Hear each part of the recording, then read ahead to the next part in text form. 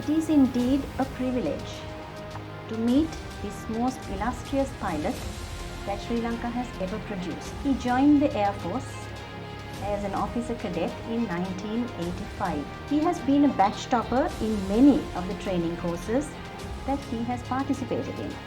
And also, he was selected as a member of the first batch of pilots to fly supersonic aircrafts in Sri Lanka and has extensive experience in flying over 10 types of aircrafts, earning him over 3,500 flying hours. He also holds a commercial pilot's license and is a flying examiner for the Civil Aviation Authority of Sri Lanka. He also holds the record for the most number of Mk-82 drops, having been part of all 4 Elam wars. This luminous personality is none other than the new Air Force Commander, Air Marshal Sudarshana Pathirana.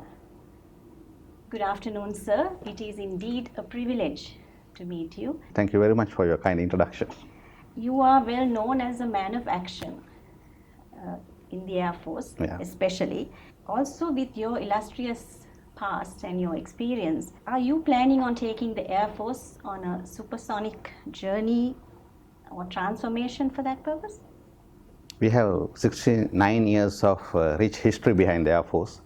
So I am the 18th commander. So the Air Force is privileged to have 17 leaders behind me and many other personnel who brought this organization up to this level. So first I must thank His Excellency the President, Prime Minister and Secretary of Defense for recognizing me and giving me this opportunity to serve the country. I am planning to take the Air Force under 4 aims. So that's my vision, is to take this Air Force forward with the new challenges and making sure that this Air Force is capable of contributing and safeguarding the sovereignty and the territorial integrity of Sri Lanka. And also, what are those 4 aims and how do you intend to implement them? The first aim is to maintain the current force of the Air Force by servicing the aircraft and replenishing with the old aircraft with new ones.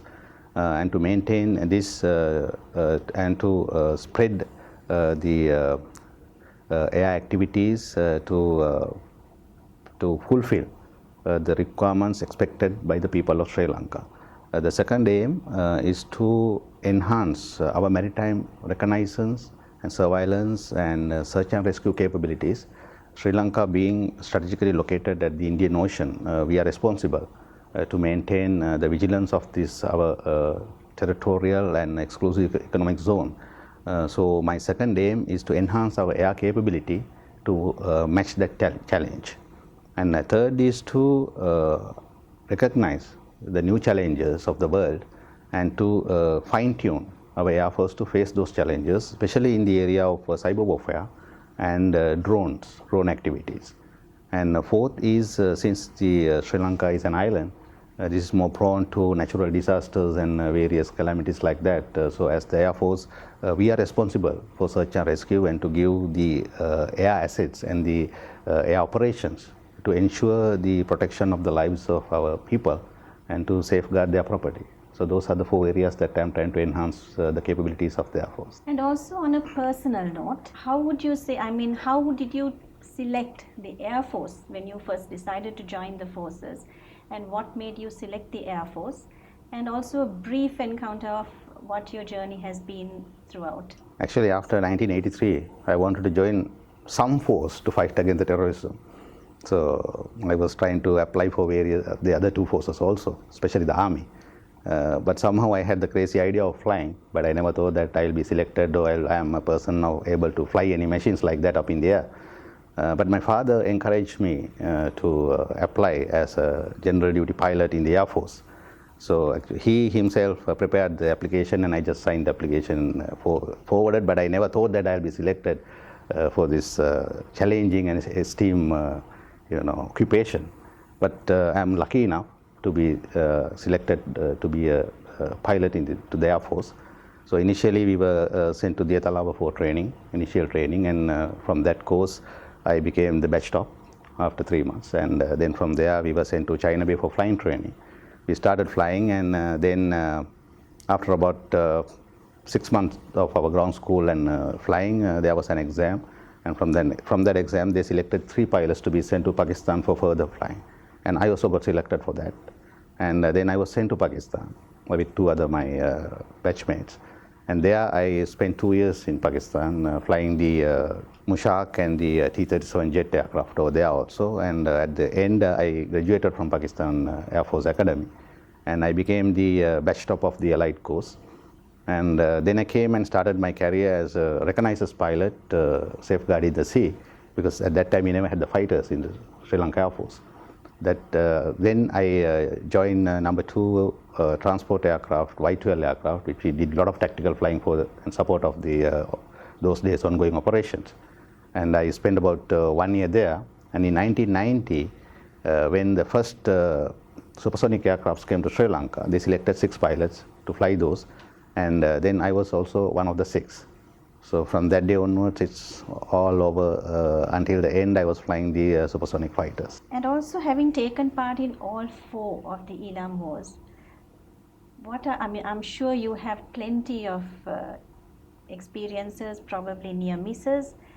And if you can tell us about your most memorable of any of those encounters or near misses that you have come across? Every mission is a near miss at the end, and we are lucky that we are sitting here and talking together. But if you ask just one particular mission, I have many, but just one I would like to explain for your question is that one mission when there's that ship, one of our ships carrying soldiers to north those days, and there were about, I think, 1,500 to 2,000 soldiers was going through that ship, guarded by the Navy. And then normally it escorted by the Navy, and we give the air support time to time to make sure that the suicide boats and the LTT attack crafts are not being put into the sea. But that day, because of the weather, the air support could not be given, so we were on standby. But the ship started sailing to the north from Trincomalee. And when it getting close to Mullaitivu, then we got the message saying that the LTT is trying to put the suicide boats into the sea. But the weather was there, but anyway we decided that anyway we are going because the ship is under threat.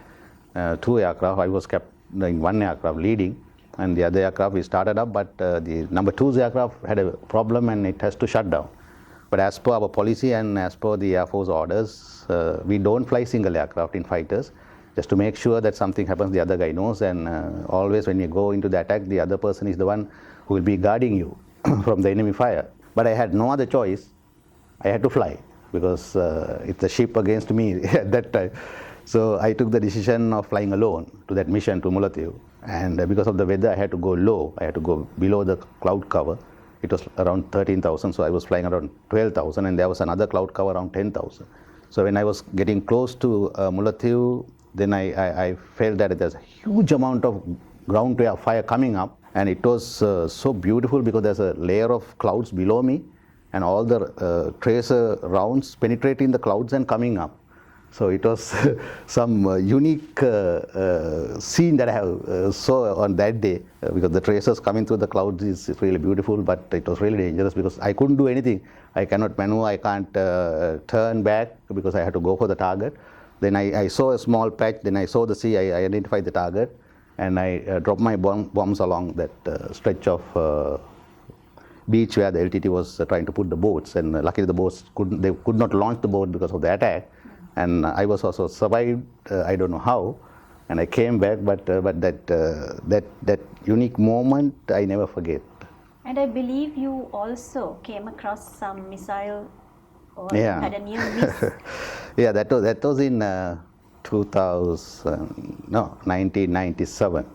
1997, there was a ship came and they unloaded the cargo to LTT. The ship came almost close to the coast, and we were tasked to go and destroy the ship because the Navy was not allowed to come because of the suicide boats going and ramming into the Navy boats. the Doras. So we were given the task of destroying the ship. So myself and another person, that time my CEO, Priyanta, two aircraft, two Kafis, we got airborne and we went over to Mullatif and we saw the target. And there was huge ground air fire, but we were not giving any concern about that. We were focusing on the target, and he went first with two bombs. It hit onto the front of the ship. Then I went with two bombs behind him. I hit onto the center of the ship, and the ship was ablaze, and a lot of damage. And then, but we both had two bombs each. As per the safety, we can't come and land with the bomb, so we had to attack the ship. But ship was ablaze, but we thought that we will destroy the ship for forever. So then we decided to go and formation dive towards the target. So we both went into a formation dive. He was in front, I was at the rear, and we were going attacking the ship. And at the just couple of milliseconds before releasing the bombs, I saw the puff of huge white smoke on the beach, and suddenly there's a small trail, not a small trail, a huge trail coming towards the aircraft. Then I immediately realized that the missile is coming, and that time we both released our bombs. And he also shouted, I also shouted, saying that the missile attack is on. But before that, prior we have trained for this. We have done a lot of training. So we knew exactly what to do. He turned to the left, I turned to the right, and we flood the air with a lot of our flares to decoy the missile. And then after about a couple of seconds, when I looked back, I saw the missile passing near me and behind him, and in between the two aircraft almost like. And it went about 5,000 feet up and destroyed. It bursted. And then luckily we survived that attack and we managed to come back. You are also considered to be one of the only Air Force pilots to have flown at an altitude of 66,000 feet. Can you tell us a bit about the experience? Yeah. That was a unique experience because that happened during our F7 training. We got the F7s from Chinese government, and we had Chinese instructors training us, and the aircrafts were new. So they want us to fly to the extreme envelope of the aircraft. So one is the speed, the other one is the height. So height, normally they said you fly at 63,000 feet. All the other, we had another 5 pilots together. But my flying instructor came and told me, if you want, you can go and try at 66. Nothing is going to happen. He's sure about it. So I said, no problem, I'll go at 66. So though the envelope is 63, we were asked to fly at 66. I was given the task of flying at 66. That flying itself is unique because you have to dress up like a space suit sort of a gear. And then I flew up and increased my speed to supersonic, and then I climbed up to jag up to 66,000 feet. And it's a beautiful scene because you can see the 4 corners of Sri Lanka at 66. And also, perhaps you are the only, you are one of the officers, highly decorated officers for that matter. And if you can tell us briefly about your, what you have been honored with and the medals you have won. If you can, just a brief description, please. Yeah, at this moment I would very respectfully remind all the Air Force war heroes who have done the supreme sacrifice by giving life, and some are injured. We have Air Force war heroes during the war. So actually during the war we never thought of medals. No one think of medals. We just do our job. Actually it's not the job, it's a service. We want to protect our motherland, and we as a collective team, we contributed ourselves to the maximum to the cause of destroying the enemy. And though I am being privileged and honored with so many medals, there's a huge team was behind me, my hangar crew, my other flying mates, my wingmen, and ground crews, all the officers and men of the Air Force. It's like a chain. So we are the end of the chain, and we have been polished and shown up, but it's a huge effort done by everyone. I am grateful that I have been recognized by giving 8 gallantry medals to WWV twice and RWP twice, and RSP 4 times, and all the other normal medals also. The bottom line is it's a teamwork. So that this, whatever the medals that I am wearing, should be distributed among everyone who supported me. And also having, you are also responsible in being part of the team that managed to save all the Kafirs during the Katunayaka attack. If you can recollect some of what happened that day. I was a Kafir pilot. I was number 2 at that time. I was given quarters very close to the Kafir hangar, because we won't stand by most of the time, so that within a short time we can go and get airborne. Then what happened that day, around 1 o'clock in the morning, I heard the gunshots and I heard the explosions happening.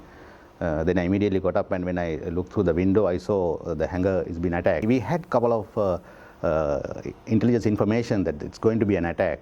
So we were ready, but they surprised us with many ways. As per the instructions, I had to go and jump into a concrete bunker and save myself, because I'm a pilot. I have nothing to do with it. So others have been tasked to safeguard the squadron. But once I saw the attack, once I saw what the destruction is happening, I could not wait here. So I started running towards the hangar. And then I also came under fire by the LTT people who were attacking, the terrorists who were attacking that our squadron. But I somehow managed to creep into the squadron, and I saw one guy injured. He was being wounded on the leg. So I managed to send him to our hospital for immediate treatment. Then there was a T-56 available at the hangar. Then I took the weapon and went out, and I also started firing towards the enemy. And then with the help of all the others, we managed to somehow control before they penetrate into the hangar premises. Then there was a fire, the blaze started, and then I realized the danger of that, because all the aircrafts are filled with gasoline, and there would have been a huge fire. So then I led our regiment guys to control the fighting with the enemy. I concentrated more on the firefighting to douse the fire, because a fire vehicle also came under attack and they could not reach the hangar. And we managed to control that up to a level, and then I with some of the technicians, by hand we pulled the Kafirs to the rear of the hangar. They are about 2-3 tons heavy. Normally we use a tractor or a pulling cart for that, but that night there was nothing, so we had to pull, use our own muscle power to save the Kafirs that day. Okay, and one final question, sir. It is now Sri Lanka being an island nation. We have a sea area that is several times greater than the surface area of this country. And the Sri Lanka Air Force also plays a huge role in the protection of this sea area. If you can explain the Air Force role in protecting the sea territory of Sri Lanka? Yes, as at the beginning, in my aims, I said my number 2, the second aim is to enhance our capability in maritime reconnaissance, surveillance and search and rescue. Because being an island nation, it's our prime responsibility to make sure that our seas are safe for everybody. So as per the in Sri Lankan context, Air Force is the force which is responsible for aerial reconnaissance and search and rescue efforts. We have limited capabilities. We are ready, and we have been used that like even the last ship fire that from the air we went and managed to help to control that fire. At the same like that, we are ready, but we want to expand that. We want to expand, and we want to make sure that we have the full potential from the air to safeguard the maritime area of Sri Lanka and safeguard the assets and the resources of that area for the future generations. Thank you very much, sir. On behalf of the Daily News and Lake House New Media, I thank you sincerely for finding the time to spare despite your busy schedule. And also, I think since you've taken over, you've just started, and I'm sure you have plenty to do. But in spite of that, for giving us this time, thank you very much, and we wish you every success in your future undertakings and also in your endeavor to uplift the standards of the Sri Lanka Air Force. Thank you very much for your time.